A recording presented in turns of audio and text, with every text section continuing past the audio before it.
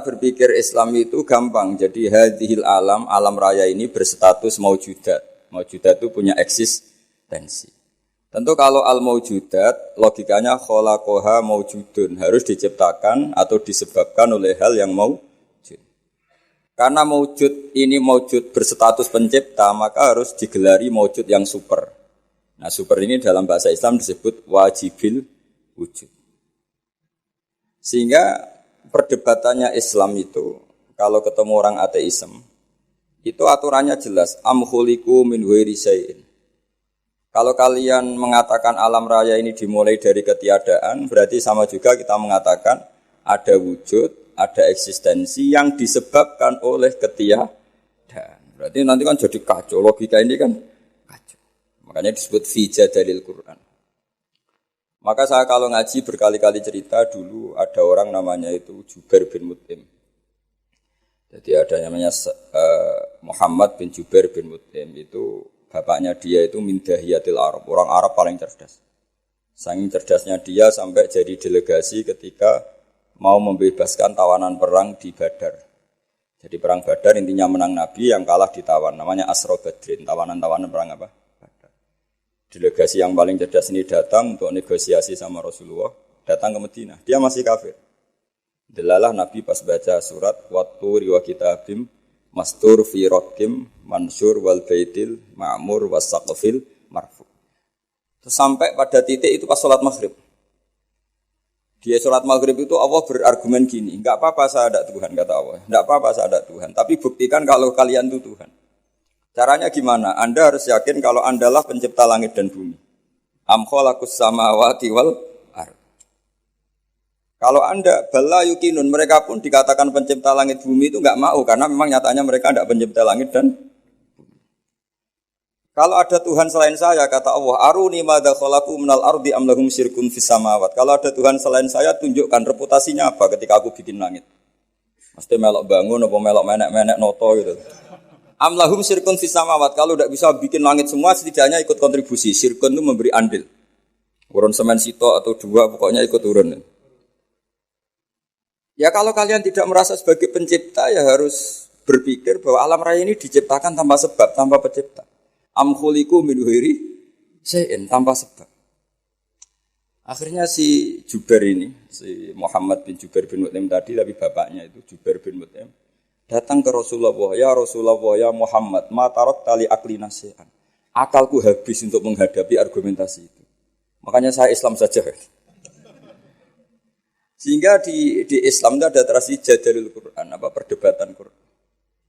Dan itu kalau debat, corong Jawa itu sekak mati, ya, corong Jawa dalam sekak. Karena memang argumentasinya, konstruksinya jelas. Sehingga perdebatan Islam dan ateis, makanya di Syarah Bukhari, di Kitab Irsyadus Sari itu ada pertanyaan gini. Kenapa Quran memposisikan hanya berdebat dengan Yahudi dan Nasrani? Tidak pernah di situ berrivalitas dengan ateisme atau komunisme. Kata kitab itu mengatakan karena ateisme itu terlalu tidak masuk akal.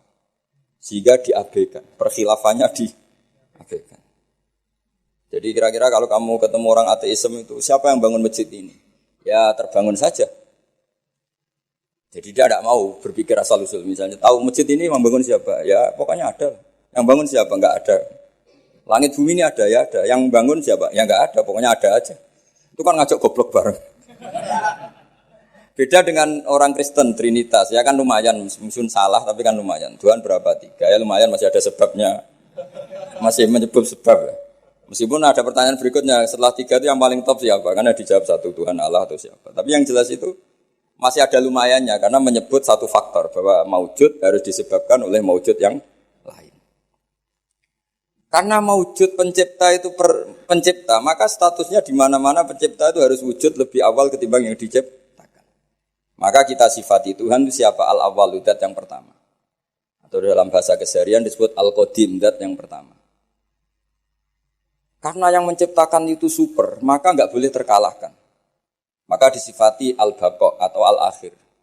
Karena kalau dia terkalahkan artinya tidak super. Maka disifati Al-Awwal, Al-Akhir.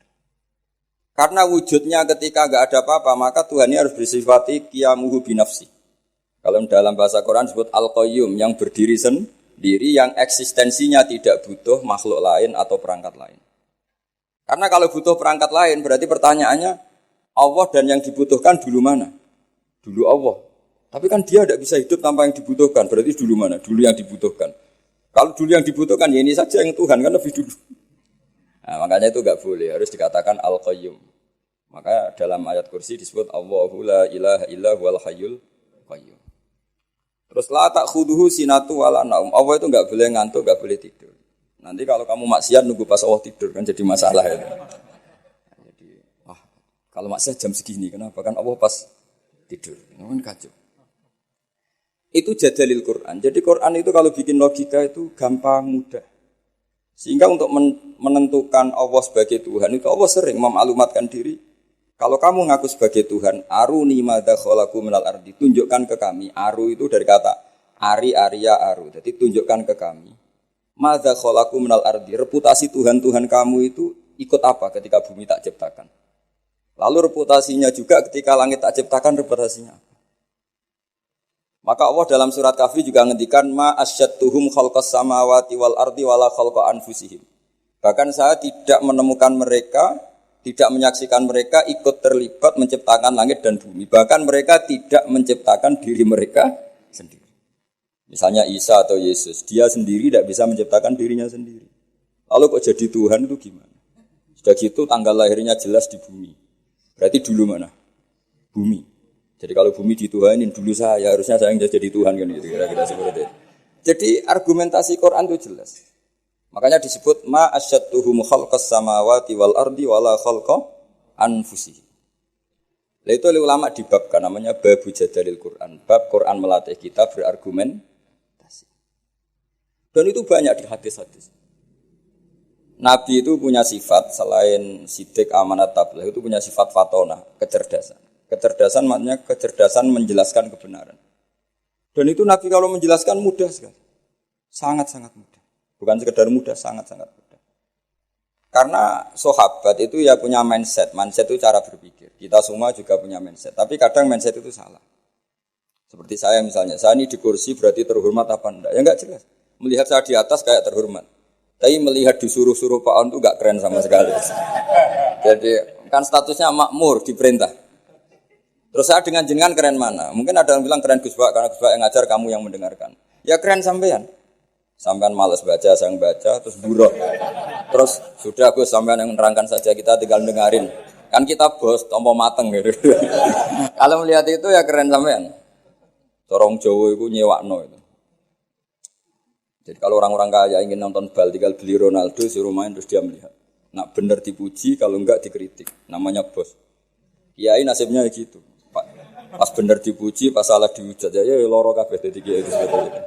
Orang luar dipek enak dhewe, napa dipek enak. Nabi itu kalau menerangkan, saya ulang lagi. Itu pas guyon ya rasional, pas serius ya rasional. Saya beri sekian contoh. Memang ini sesuatu yang saya tekuni. Saya punya kitab namanya Mizahun Nabi, guyonan-guyonan Nabi.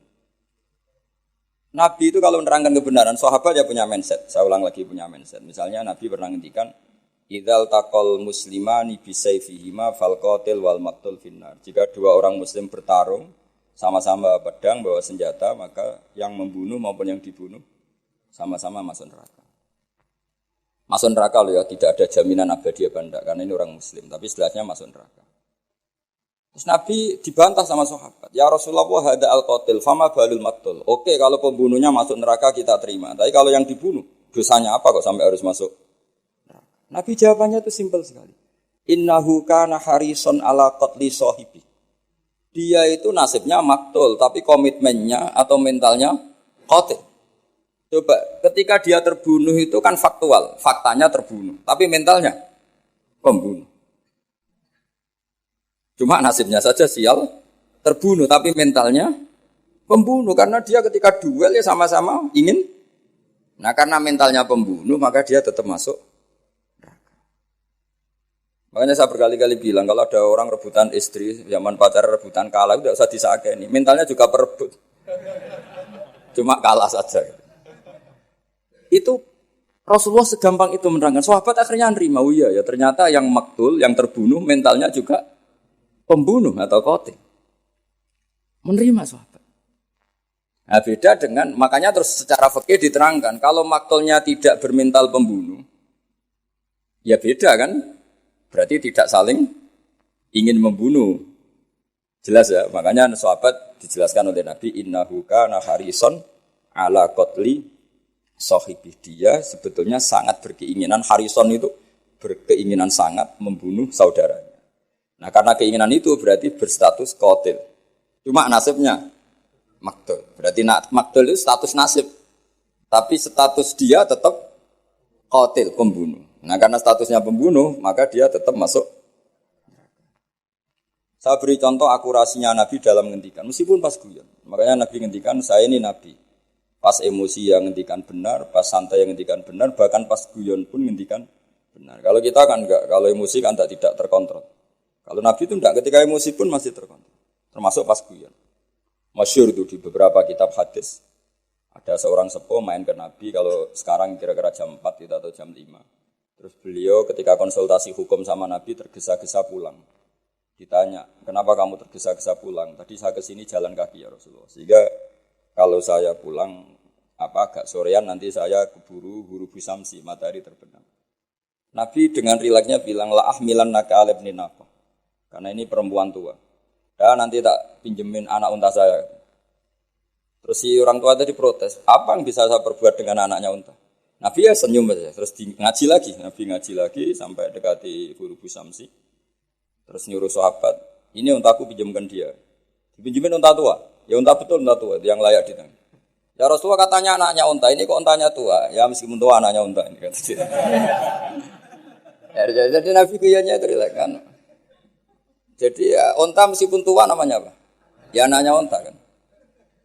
Andai kan Nabi kayak kamu mungkin diterusin. Orang masih tua ya anak unta orang anakmu gitu.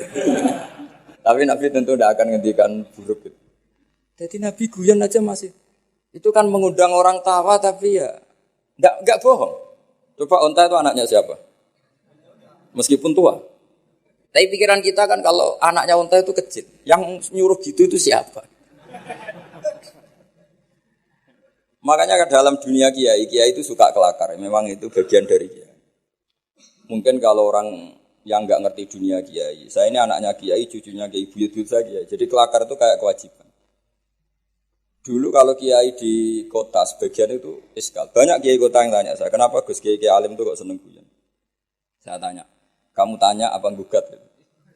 Kalau tanya tak jawab, kalau gugat enggak. Tanya Gus.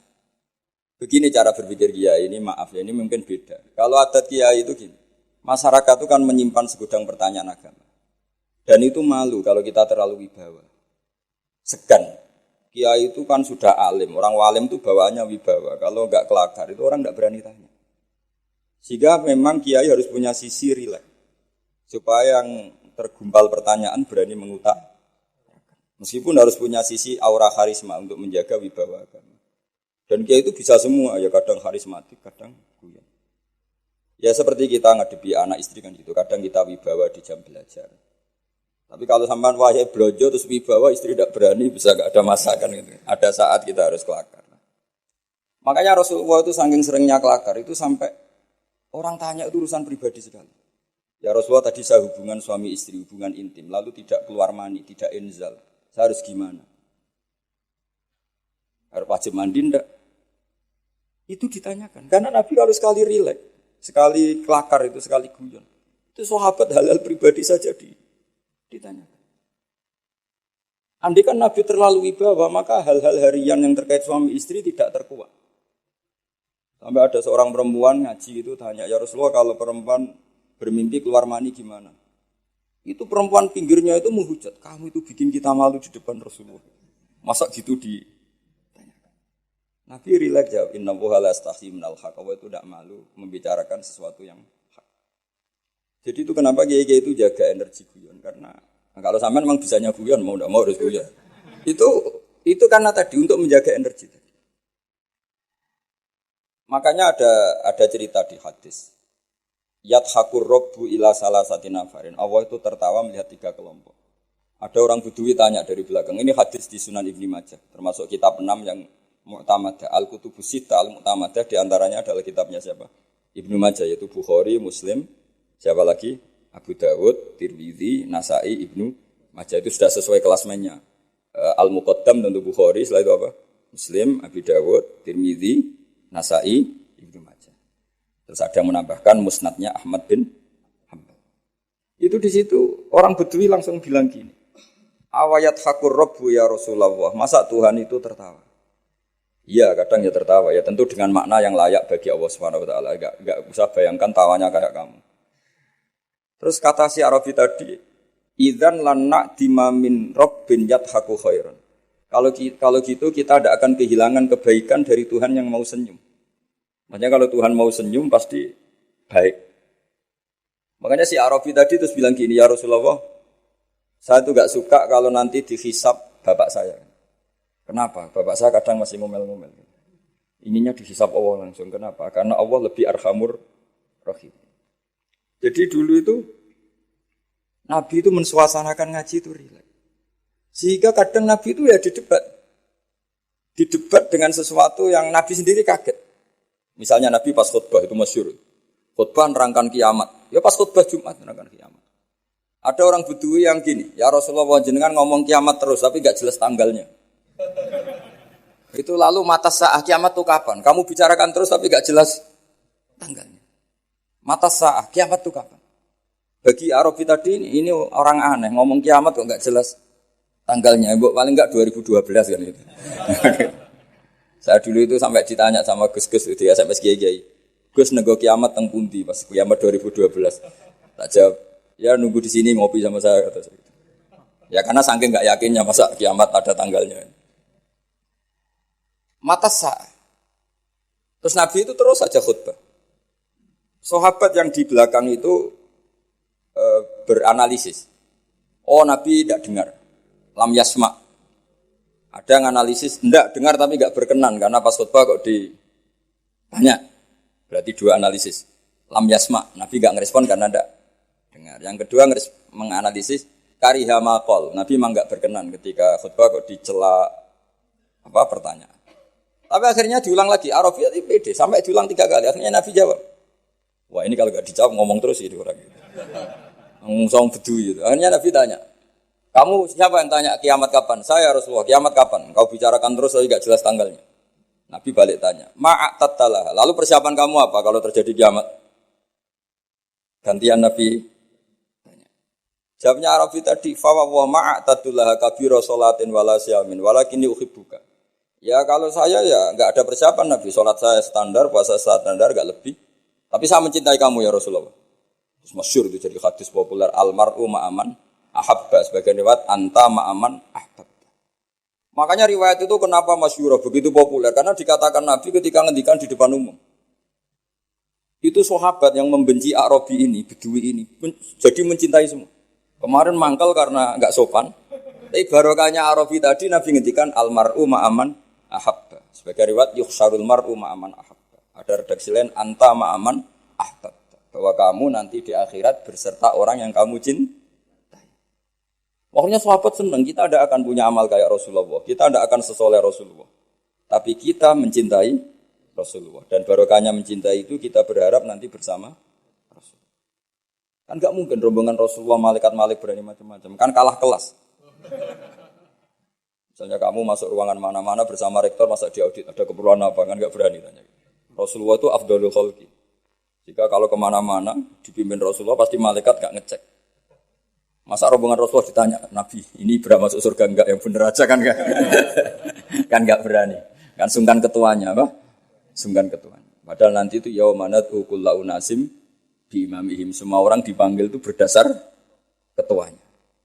Yang repot punya ketua enggak jelas. Ketuanya aja enggak jelas surganya apalagi anak. Tapi kalau kita ikut ketuanya Nabi kan. Makanya dalam kitab-kitab wali ini ada kitabnya. Sampai boleh percaya boleh tidak, tapi jelas ada kitabnya. Ali radhiyallahu anhu itu pernah minta sama Allah, ya Allah beri saya hak mukasyafah. Hak bisa melihat alam gaib. Karena saya ini mangkel. Mangkel itu artinya mangkel Jawa itu kan tidak harus benci. Orang sekeren Umar. Umar itu kan terkenal zaman di dunia itu temperamental, gampang marah. Setiap orang pernah dibentak. Kenangannya orang sama Umar pernah dibentak. Terus dia mangkel sama Sidin Ali, mangkel Joro Jawa. jajal wani nyetak malaikat Torah. Makanya itu aja itu. Hanya dia minta, ya Allah, saya ingin kasaf itu ngalami satu mukasyafah. Melihat Umar ketika ngadepi Mungkar Nakir. Mungkar Nakir datang dengan penampilan kayak gitu, digambarkan Ali itu. Ainahu kal kidril ghali, matanya itu kayak apa itu? Hidron itu apa itu mana itu? Yang dipakai masak itu kendil itu apa priok ya, priok yang menganga. Wah, senang Sayyidina Ali. Malaikat Mungkar Nakir datang dengan penampilan gitu senang karena ingin melihat groginya Umar. Itu cita-cita terbesarnya tuh lihat groginya Umar. Kayak kita mangkel sama menteri itu terus kepingin lihat ditangkap KPK kayak apa gitu. Kalau pas mangkel ya. Mangkel, kalau pas mangkel mesti nunggu jatuhnya kan. Mungkin ya gitu lah. Kalau kamu mangkel saya kan nunggu jatuhnya, tapi itu dolim itu orang nggak nunggu jatuhnya. Akhirnya Sayyidina Umar tuh sali seneng, wah ini mesti Umar takut. Ternyata enggak. Umar berdiri. Dua malaikat tuh dibentak. Hai malaikat, kamu tahu ngadepin siapa? Enak saja kamu gitu. Memangnya kamu siapa? Saya temannya kekasih bosmu, kekasih Sayyidukum. Saya ini temannya kekasih bosmu, maksudnya Allah.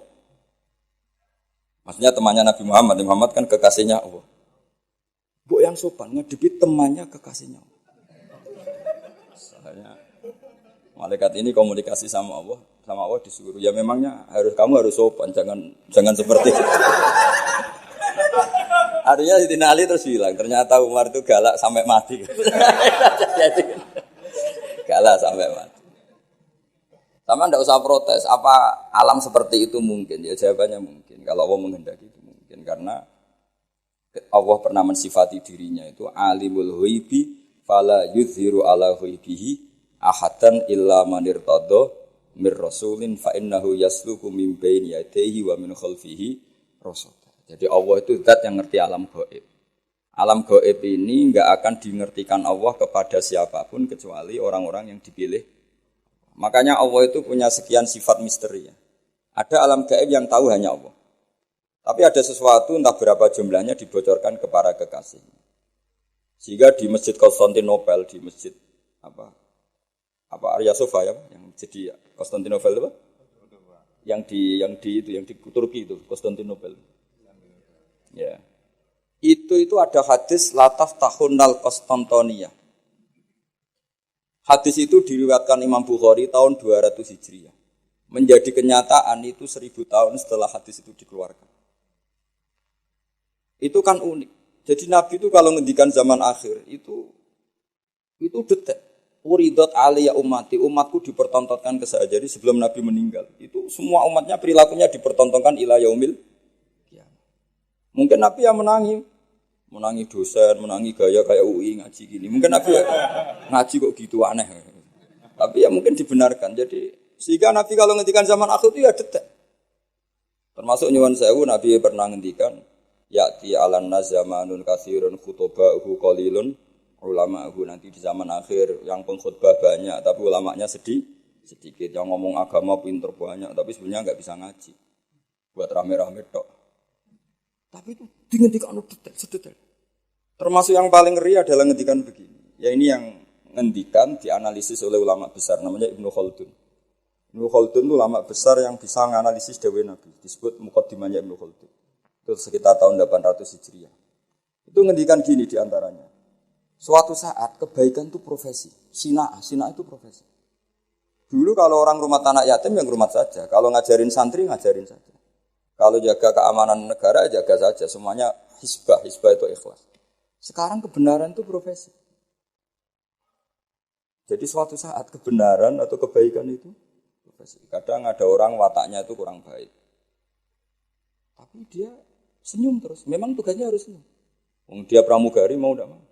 Meskipun di rumah tukang merengut, kalau pas tugas ya senyum. Coba kalau Anda punya istri pegawai bank, itu senyumnya sudah habis. Karena di tempat kerjanya senyum terus, suaminya tinggal dapat damparatan. Karena itu. Jadi suatu saat kebaikan itu profesi, artinya profesi itu senyum tentu ibadah kan, kata Nabi, kalau kamu tidak bisa sedekah, paling tidak sedekah walau bitol koti wajin, meskipun dengan wajah yang itu yang meraktekkan siapa? Kiai apa pegawai bank sama pramugari. Kadang Pak On tuh berdudut, melihat UI gak seneng ngaji, Pak On mesti berdudut. Wong yang pakai bank aja gampang senyum ahli ibadah kok ini ketua. Jadi tegas juga kadang profesi. Makanya saya pernah ditanya satpam. Saya sering punya santri reserse. Tanya gini ke saya. Gus, suudan itu haram enggak? Ya haram. Saya ini reserse. Profesi saya harus suudan. Nanti kalau ada orang pegang-pegang motor ngunci enggak kena-kena. Ada apa itu kok? jadi zaman akhir itu suudan saja. Profesi. Coba kalau Anda jadi reserse atau satpam. Terus ada orang ngunci motornya kesulitan. Kalau kamu enggak satpam, mesti pikiran pertama itu. Mungkin kuncinya enggak pas ya. Apa agak error ya. Tapi kalau pikiran security. Ada apa ya? Artinya seudan saja suatu saat itu ya profesi. Guru ya profesi. Kalau di kelas ngajar itu wah masya Allah karena ada gajinya. Setelah di rumah nggak mental guru, orang bodoh dibiarin kan. Lu kenapa kamu tidak ngajari tetangga? Kan tidak jam ngajar. Jadi ini, nah sekarang itu entah ini bukan nyindir. Sekarang itu kayaknya sudah. Jadi sekian kebaikan itu profesi. Maka ada guyonan. Ini kisah nyata Pak On. Ada imam masjid besar datang ke Surabaya, ketemu kiai Indonesia. Ini kisah nyata, bukan anekdot. Singkat cerita si imam masjid ini bangga, negara saya itu muadzin saja naik BMW. Memang betul, saya pernah ke negara itu. Muadzin saja naik BMW. Itu yang ngimamin sholat, itu digaji 1 bulan 30 juta. Hitung saja sholat 1 hari berarti 5 kali ya. Berarti per 30 berarti 1 juta ya. 1 juta berarti 1 juta dibagi 5. Berapa? 200. Jadi dia bangga. Kalau di sini nggak ada gajinya. Kadang kok imamnya aja nggak naik, kok imamnya aja nggak naik BMW, apalagi muadzinnya. Oh bangganya Paul dengan negaranya. Terakhir dia tidak bangga digojol gini sama ke Indonesia. Pak, Madikman sama sholat terus takut potong gaji ya. Makanya kamu sholat terus menerus karena takut potong gaji. Akhirnya terus dia, oh kurang ajar orang Indonesia. Ternyata tidak keren, imam digaji itu tidak keren. Coba kalau misalnya UII, rektor resmi gaji yang jadi imam. Terus istiqomah jadi imam terus. Mesti orang kan, wah ini takut potongan gaji ini. Jadi artinya gini ya, gejolokan Rasulullah itu nyata. Suatu saat kebaikan itu profesi. Coba muadzin di negara sebelah itu digaji enggak? Digaji. Imamnya juga digaji, bahkan muftinya juga. Makanya Indonesia itu harus bersyukur. Banyak ulama yang ikhlas-ikhlas. Di kampung itu orang mau ngaji jam kapan saja. Saya itu ngaji di rumah saya, itu mulai subuh sampai isya. Itu yang ngaji siapa saja. Mulai orang bingung, setengah bingung. Mulai profesor sampai tukang, semua ada aja. Ya ngaji-ngaji saja, gak kepikiran hormat saya juga gak kepikiran dihormati mereka. Karena kita ingin kebaikan adalah hisbah lillahi ta'ala. Allah ngajarkan kita, ngajar ya ngajar aja. Tapi Nabi itu pernah ngendikan yang dianalisis oleh Ibnu Khaldun. Suatu saat kebaikan itu sina'ah profesi. Nah, kenapa beliau ngendikan itu? Karena begini ceritanya.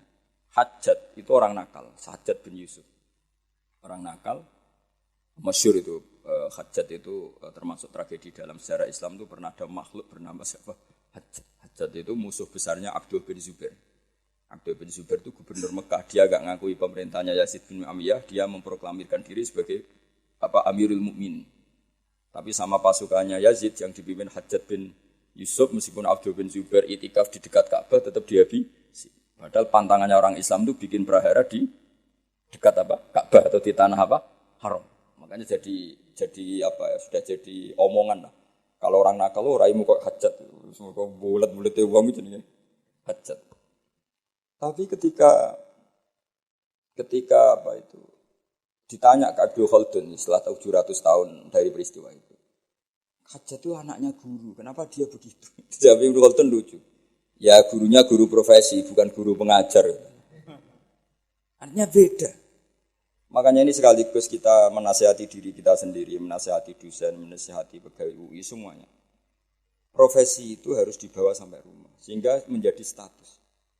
Enggak boleh kita hanya profesi dosen, hanya ngajar di jam ngajar. Kita harus status kita memang pengajar. Ketemu desa tertinggal ya kita ngajar, di kampus ya ngajar, di kampus ya kita bermental guru, di rumah ya bermental guru, di kampus ya bermental kiai, di rumah juga bermental kiai. Kita di yayasan yatim piatu ya sayang yatim piatu, di rumah tanpa ada yang gaji juga sayang Lama-lama kalau profesi kan gini, di yayasan itu dia sayang sama yatim piatu karena digaji di situ. Ketemu yatim di rumah dibiarin. Kenapa? Kan enggak tugas saya. Nanti lama-lama tim SAR gitu. Kalau ditugaskan di mana serius, kalau enggak ditugas ada orang kelab, Barno kan enggak bagian saya. Wilayah saya kan Jakarta, ini tenggelamnya kan di Jogja. Jadi kacau semua kalau berdasar apa teritorial apa profesi. Itu Nabi sudah mengingatkan, kalau kamu jadi orang baik, berbaiklah karena hisbah. Bahwa dunia modern mengharuskan ada wilayah teritorial, ya monggo itu bawaan apa? Modern. Misalnya saya tim SAR Jakarta, oke, kewajiban saya utamanya di Jakarta. Tim pemadam kebakaran Jakarta tentu paling pokok Jakarta. Tapi kok suatu saat saya pulang kampung, tanggo saya kebakaran, terus diam aja. Kan tugas saya tentu ya harusnya enggak gitu. Keahlian saya tentang itu tetap harus kita ikut memberi kontribusi. Jadi ini contoh-contoh betapa Rasulullah itu luar biasa. Sampai fenomena yang ada pada umatnya sampai akhir zaman itu dihentikan. Makanya di hadis banyak uridot alayya ummati. Dipertontonkan, diperlihatkan olehku umat-umatku perilakunya. Makanya banyak hadis di Bukhari, di Sahih Bukhari ada hadis dalailun nubuwah. Itu semua hadisnya Nabi tentang fenomena yang Nabi gak menangi.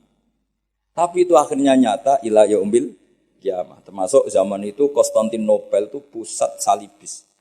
Tapi Nabi sudah menduga lataf tahunnal Konstantiniyah. Kamu suatu saat pasti akan mengalahkan Konstantinopel. Itu sekian ratus tahun baru Pangeran Fatih yang bisa membuka Konstantinopel. Dan Nabi ngendikan itu detail sak warna kudanya. Lebih ngeri lagi, lebih seru lagi itu. Ngendikan kepada orang, ada sahabat itu pendek Pak, enggak ganteng, namanya Suroko bin Jusum, ada yang baca Jaksum. Itu Nabi kalau gojlok Suroko itu lucu. Suatu saat kamu itu memakai mahkotanya Kaisar Gedung Putih.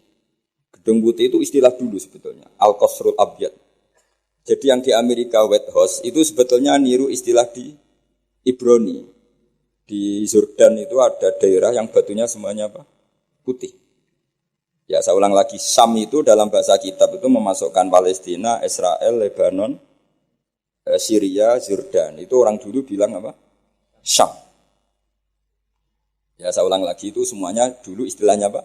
Syam. Makanya subhanalladzi asra itu ke Syam. Syam dengan makna Baitul Maqdis itu di Israel atau di Palestina.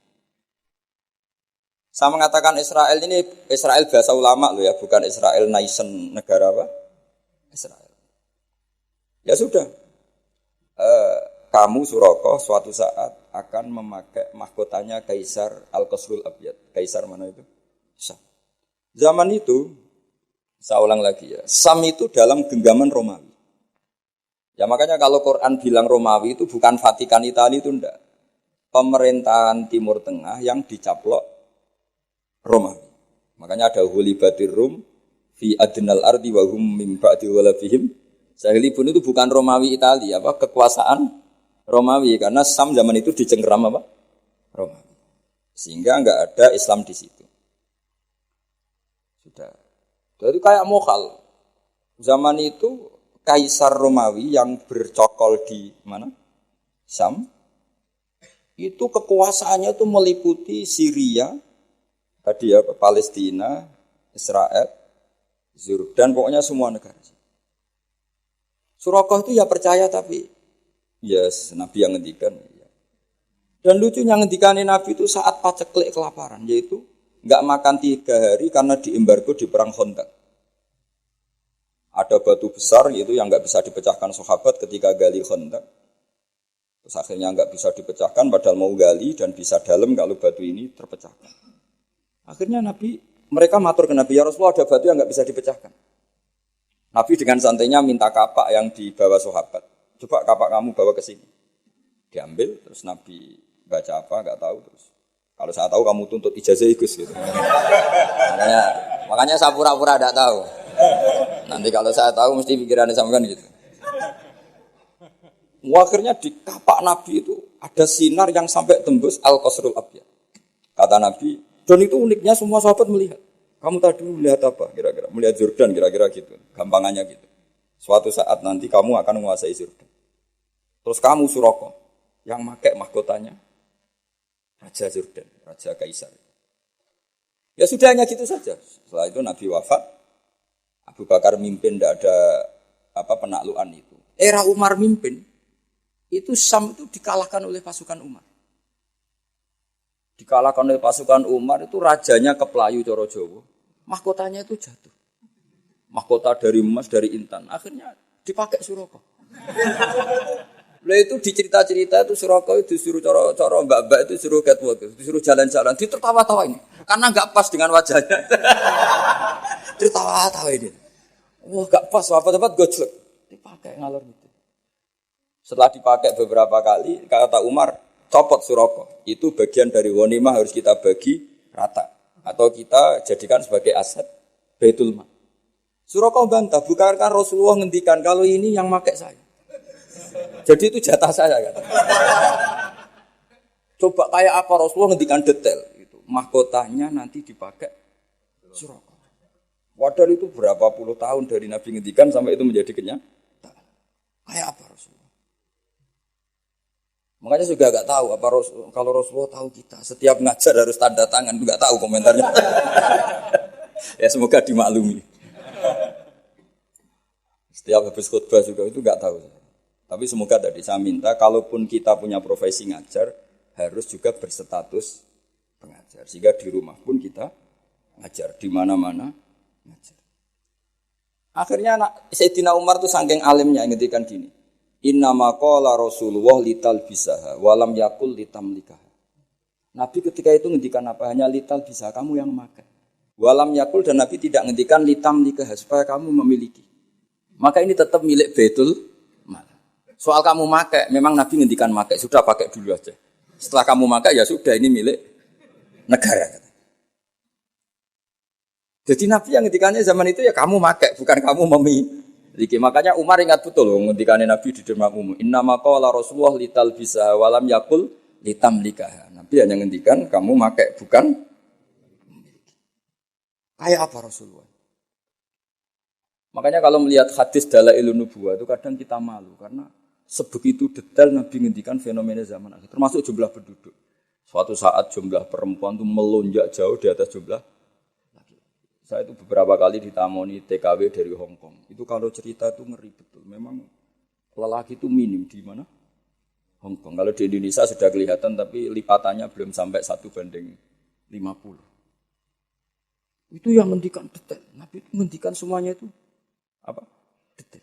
Termasuk fenomena Islam di Timur Jauh, Timur Tengah. Kalau dalam bahasa Arab itu enggak ada Middle East ya, yang ada itu Asyirkul Awsat, Asyirkul Aqsa, Asyirkul Adna gitu. Makanya kalau dalam bahasa Arab itu Ghulibatir Rum fi Adnal. Ya saya teruskan ya dalam Jadalil Quran. Jadi di antara mukjizatnya Nabi adalah kemampuan berargumentasi. Kemampuan argumentasi ini penting supaya orang itu berlogika secara sehat. Misalnya gini, saya beri contoh tentang Jadalil Quran ya tadi. Kalau kamu merasa Tuhan, kata Allah, enggak apa-apa.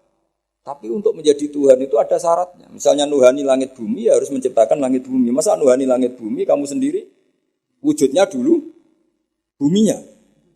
Berarti bumi ketika ada enggak punya Tuhan, wong Tuhannya datang terlambat. Jadi logika Quran itu gampang. Makanya tadi pagi saya ngaji cerita, ketika Fir'aun tanya Musa, "Wama Rabbul Alamin?" Tuhan alam semesta itu siapa Musa? Musa jawab, "Rabbus samawati wal ardi," yang menuhani langit dan itu Fir'aun masih bisa ngeles. Ngelesnya kata Fir'aun, "Ma'alimtu lakum min ilahin ghairi." Setahu saya kemana-mana yang dituhankan saya. Soal kemungkinan Tuhan Anda di langit, terus Fir'aun manggil Haman, "Ya Haman ibn li sarhal ali abluhul asbab as-samawati fa'attali'a ila ilahi Musa." Haman, bikinkan saya piramida yang tinggi. Saya mau melihat Tuhannya. Akhirnya Musa bingung, yang sawang sarap repot. Akhirnya Musa ganti argumentasi. Yang nuhani nenek moyang kamu. Rabbukum wa rabbu abaikumul awal. Itu seketika para punggawa Fir'aun banyak yang iman. Karena mereka baru sadar.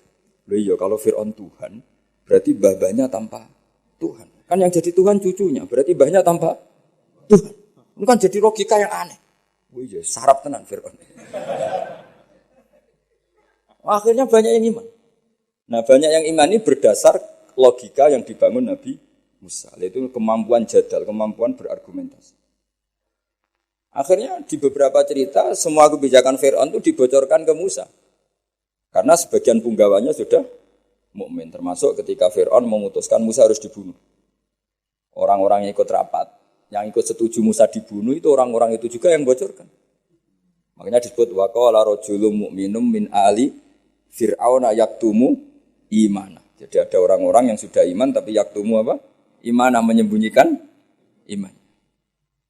Nah, kenapa banyak orang mukmin? Karena tadi kekuatan logika. Nah, sekarang jadalil Quran itu problemnya agak dipelajari di kampus-kampus, di pondok-pondok jarang dipelajari. Karena mereka lebih suka berdebat untuk kepentingannya sendiri. Padahal berdebat itu menjadi orang sehat. Tapi bukan ingin menang-menangan, ya memang ingin nyari apa? Kebenaran. Saya punya sekian contoh debat yang dilakukan para nabi. Saya punya kitab namanya Khilyatul Auliya. Itu kitab indukan para wali. Jadi kalau kamu ingin jadi wali harus baca kitab itu. Itu 11 jilid. Satu jilidnya segini. Jadi itu untuk menjadi wali itu harus khatam itu berapa? 11 jilid, satu jilidnya. Belum jadi wali udah mati lagi. Itu judulnya sudah Khilyatul Auliya wa Tabaqatul Asfiya. Jadi ini kiarangan tentang wali dan kelasmen orang-orang pilihan. Jadi orang pilihan ya ada kelasmennya. Ya sama di struktur wali ya ada ketua, ada sekretaris. Jadi tidak hanya di kampus ada rektor, ada wakil. Di struktur wali juga ada ketua, ada sekretaris, ada bendahara, macam-macam lah ada struktur. Di antaranya itu diriwayatkan oleh gurunya Imam Syafi'i namanya Sufyan bin Uyainah. Itu di antara gurunya Imam Syafi'i kan Imam Malik, Sufyan bin Uyainah, Sufyan As-Sauri, Muslim bin Khalid Az-Zanji itu beberapa gurunya Imam Syafi'i. Itu ada perdebatan antara dua nabi besar. Nabi Yahya itu kalau hidup itu suka kumpul orang-orang soleh. Karena hidup sama orang soleh itu nyaman. Kalau Nabi Isa enggak, beliau itu senang hidup di daerah orang-orang nakal. Dua nabi ini sezaman kemudian saling tanya. Kenapa kamu suka hidup sama orang-orang soleh? Jawabannya Nabi Yahya ya karena bersama orang soleh itu nyaman. Terus kata Nabi Yahya, kenapa kamu suka hidup sama orang-orang nakal di komunitas orang-orang nakal? Jawabannya Nabi Isa itu, ana tabibun udawil mardo. Di mana-mana nabi itu bengkel atau dokter. Di mana-mana dokter itu ya kumpul orang apa? Sakit. Sehingga semenjak itu orang itu ada ulama yang nekuni di kampus-kampus, ada ulama yang dakwah di daerah-daerah nakal karena udawil mardo. Jadi mulai dulu dia ada perdebatan. Nabi Isa itu orangnya itu kalau ngaji itu ceria sekali. Orangnya itu gampangan cara Jawa. Digojok sama Nabi Yahya. Kamu kok sering senyum, sering tertawa. Ka'annaka ta'manu min makrillah. Seakan-akan kamu itu tidak kena adab saja. Kamu itu manusia, tetap potensi kena adab. Sing Nabi Yahya itu penampilannya itu kumuh, terus kusut, kelihatan susah, kelihatan enggak nyaman di dunia. Saking takutnya sama Allah. Gantian digojok sampai Nabi Isa. Kamu itu kok sering masam, sering apa ya pokoknya ja cemberut ka'annaka taknatu mir rahmatillah. Koyok rahmati Allah terbatas. Akhirnya terus jadi satu manhaj. Jadi satu manhaj kalau kita terlalu senyum kayak arogan yang enggak takut azab. Tapi kalau terlalu susah seakan-akan enggak ada rahmatnya. Semenjak itu terus ada khauf, ada roja. Jadi sebelum ada metode khauf roja itu jadi perilaku per satu-satu nabi. Nabi satu milih khauf terus, nabi satu milih roja terus. Karena hadil ummah ummatun barokah, karena umat ini umat yang berkah. Sehingga umat ini dibagi metode dua-duanya. Ada ulama yang jadi wali karena khauf, ada ulama yang jadi wali karena roja. Ada yang seperti sampean, roja ya gelem, khauf ya gelem. Ini agak kacau ini, kayak gado-gado ini manhaj roja ya. Artinya apa? Muamalah sama Allah itu tidak bisa kamu duga. Allah itu zat yang pikiran kita itu tidak bisa menembusnya. Saya punya satu kitab yang ada riwayat begini, ada orang ahli neraka dua, dipanggil sama Allah ke surga. Itu mesti di luar dugaan sampean. Dipanggil sama Allah di surga. Dipanggil, enak di neraka. Wah Gusti gak enak sama sekali. Ini betul, ini ada kitabnya. Wah gak enak sama sekali. Terus sama Allah, ya sudah kak, kamu kembali ke neraka. Sudah dipanggil di surga. Orang tuh lari sekencang-kencangnya menuju neraka. Mesti di luar dugaan kamu. Kamu disuruh kembali ke neraka itu semangatnya Masya Allah lari. Menuju neraka, nyemplung lagi. Terus sama Allah dipanggil. Setelah deketin neraka dipanggil, sini lagi. Kenapa kamu semangat ke neraka? Gusti, saya ini sudah kuwapok. Dulu kalau kamu perintah itu gak semangat. Disuruh sholat gak semangat, disuruh baik gak semangat. Kali ini jenengan perintah saya semangat. Karena saya sudah kapok, jenengan suruh bantah. Akhirnya Allah sakit, ya swarga. Makanya ini sekaligus ijazah. Jadi nanti kalau kamu disuruh masuk neraka harus apa? Semangat.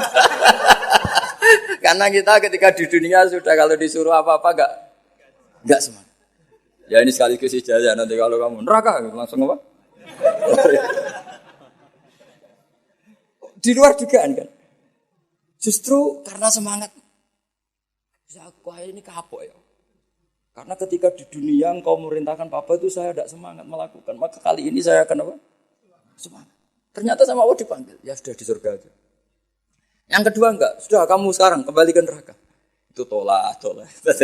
Melangkah 1 noleh lagi. 3 noleh. Pokoknya. Terus tanya sama Allah. Kenapa kamu tolak?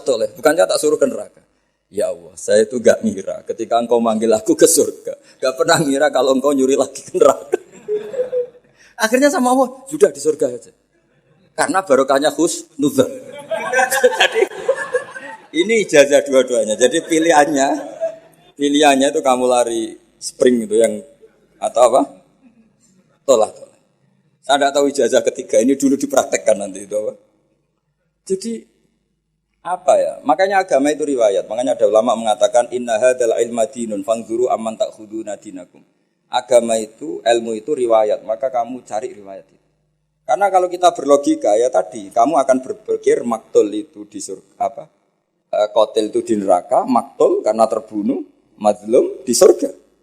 Ternyata nubuah, pikiran kenabian tidak seperti itu. Saya beri contoh pikiran kenabian yang pasti menurut sampean enggak lazim, tapi ini benar ada di hadis, ada fil kutubis sittah dalam kitab. Nah, ini terakhir contoh saya tentang riwayat, tentang kecerdasan nubuah. Orang Ansor kita tahu kan jasanya pada Nabi kan banyak sekali. Sampai disebut Ansor, penolong Nabi. Jasanya Masya Allah. Tapi ketika Nabi ngalami futuhat, setelah menaklukkan Mekah, setelah Nabi kaya, setelah Nabi mapan. Semua fasilah Nabi itu dikasihkan orang-orang yang barusan masuk Islam. Yang notabene tidak berkontribusi sama sekali. Itu ada satu orang dikasih kambing, itu Mabinal Jabalen. Itu ada yang ngitung 4.000 kambing. Sampai 2 gunung itu penuh. Gunung Arab kamu tahu kan kayak Uhud kan. Antara gunung satu ada gunung yang lain. Tapi gunung Arab ya enggak kayak gunung Merapi gini enggak ya. Makanya dulu kalau perang itu kata Nabi pemanah di atas gunung.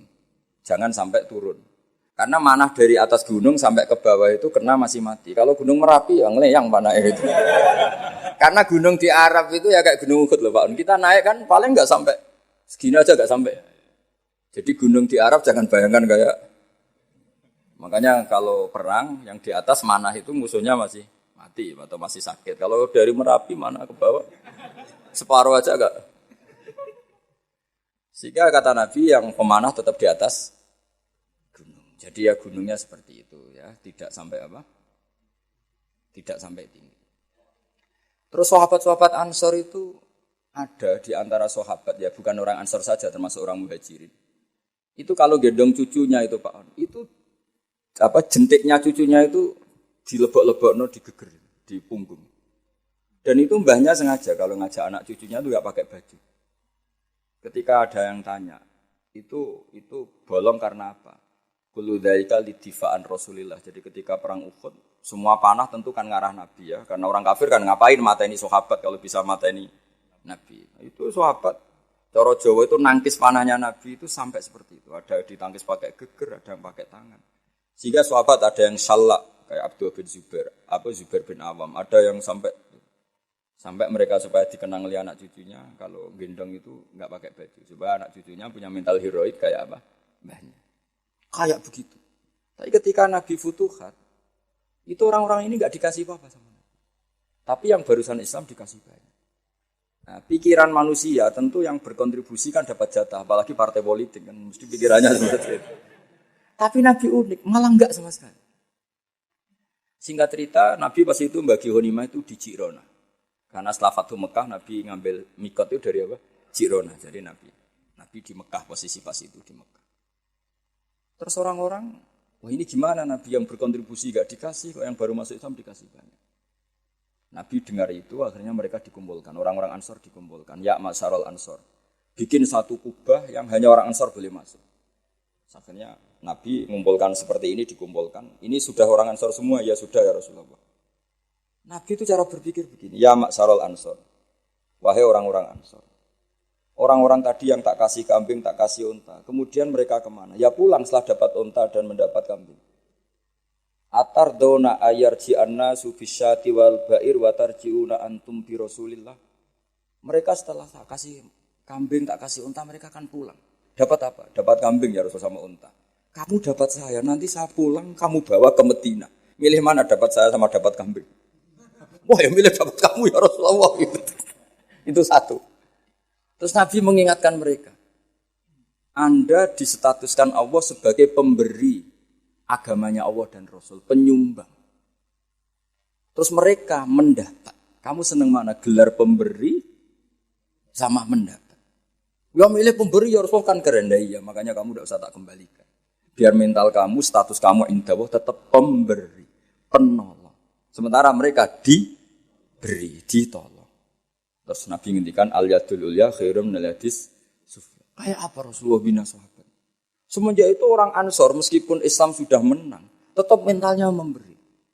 Ya sama lah kira-kira mentalnya sama negarawan. Mestinya mentalnya kan tanyakan apa yang kamu berikan negara. Jangan tanyakan kamu mendapat apa dari negara. Ya sama kalau kita mencintai UUI, mencintai Islam, tanyakan apa pemberian kamu, kontribusi kamu pada UUI. Jangan amen protes apa UUI memberikan kita. Maksudnya dilatih jadi wali, ini cerita saja. Jadi Nabi itu cara berpikir itu beda. Ketika kebanyakan orang berpikir kontribusi di masa lalu harus dihargai, justru Nabi enggak. Maksudnya enggak itu, kamu ini sudah heroik. Heroik itu top. Karena memberi kepada Nabi, memberi pada status ini tidak boleh batal sampai kamu ketemu Allah nanti di akhirat. Akhirnya orang-orang Ansor radina billahi robba wa bil islami dina, ya sudah ya. Semenjak itu orang Ansor enggak pernah berebut kekuasaan. Termasuk nominasi khulafaur rasyidin itu enggak pernah ada orang Ansor. Mereka enggak mau apa yang sudah diberikan Allah dan Rasul kemudian mendapat sesuatu yang dohirnya itu jabatan. Tapi sama Allah dibalas. Dzurriyyahnya orang Ansor banyak orang alim alam, termasuk Syekh Zakaria Al-Ansori. Itu orang Mesir sebetulnya, dia orang Sahara.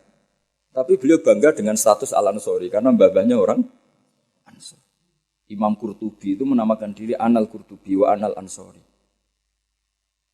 Nah sekarang makanya ini harus dilatih, logika nubuwah itu harus dilatih. Bahwa kita saat memberi itu lebih bangga ketimbang saat mendapat atau menerima. Misalnya kita ngurmat yatim, suatu saat anak yatim ini jadi dokter sukses atau pejabat sukses.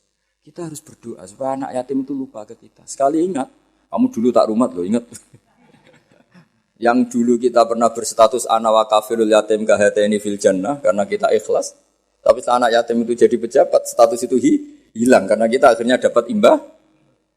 Kan eman berstatus ana wa kafirul yatim kahateni fil jannah, saya dan perumat anak yatim seperti ini di surga. Tapi setelah yatimnya besar jadi dokter, minta apa? Loh, kalau kita tidak minta enggak masalah. Misalnya anak yatim itu punya etika kemudian memberi kita. Itu dalam syariat Islam kalau memberi itu enggak apa-apa kita terima. Tapi kalau minta-minta itu masalah besar dalam tradisi apa? Islam. Nah, makanya saya mohon ngaji ini menjadi ngaji riwayat. Sehingga orang dalam berislam tidak sering pakai logikanya sendiri tapi berdasar apa? Riwayat. Karena tadi ada pepatahnya ulama, ada dawe inna hadzal ilma dinun fanzuru amman ta'khuduna dinakum. Ilmu ini agama, maka lihat kamu mengambil agama itu dari siapa. Kalau orang bacanya Bukhari, baca Muslim, baca apa, dia pasti terbentuk oleh logika itu, oleh riwayat itu. Tapi kalau orang ngomong agama tidak pernah belajar Bukhari Muslim, ngomongnya tentang akalnya apa tentang riwayat itu? Akalnya dia tidak punya referensi. Dan dia tidak punya referensi. Tapi kalau dia baca banyak kan pasti terbentuk oleh sekian riwayat tadi. Tapi kalau enggak coba, kira-kira pakai apa? Misalnya gini, contoh gampang. Orang ada yang sholat di masjid terus gitu. Sholat sunat di masjid.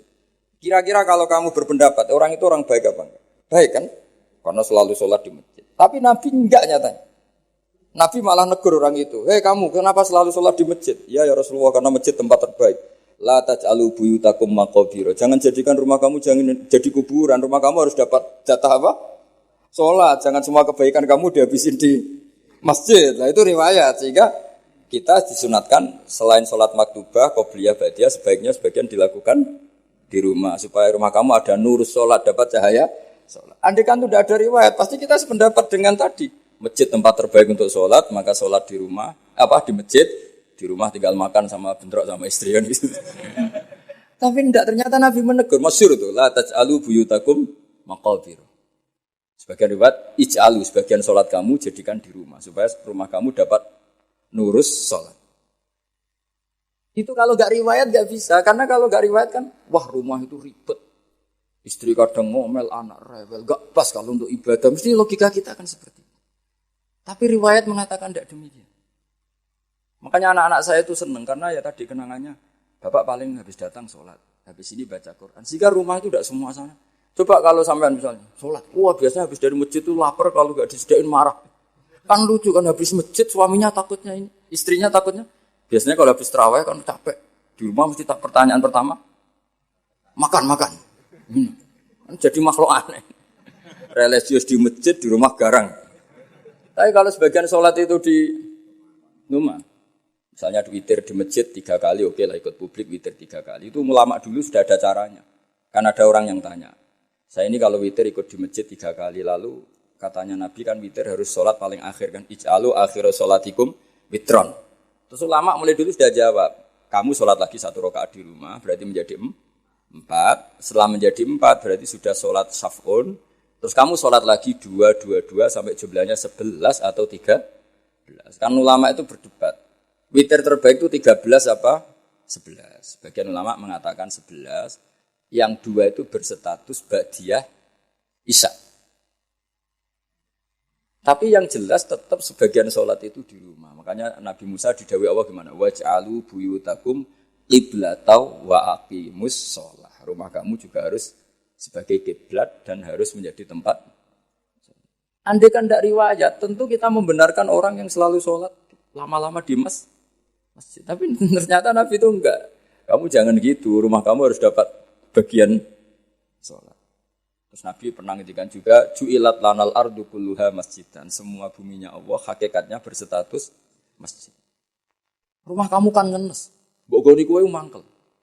Bumi itu paling bangga kalau dipakai sujud sama Allah. Kemudian sujud kamu dihabisin di masjid, di rumah pas ngomel sama istri terus. Itu bumi yang di rumah kamu mesti ngomel juga. Ini orang tidak benar, kenangan sama saya ngomel terus. Tapi kalau sekali-kali kamu sholat di situ kan, wah, alhamdulillah ini waras orang ini. Gitu. Terus kedua, semakin banyak tempat sholat, semakin banyak saksi. Tanah masjid bersaksi kamu sholat, tanah rumah bersaksi kamu sholat dan sebagainya. Itu tidak bisa kalau kita tidak baca banyak riwayat itu. Kalau adegan kita hanya pakai akal, pasti menjawab, ya bagus di masjid, kan sudah pas sholat ibadah di tempat ibadah. Ternyata cara berpikir nubuah tidak seperti itu. Ya, saya kira demikian. Assalamualaikum warahmatullahi wabarakatuh.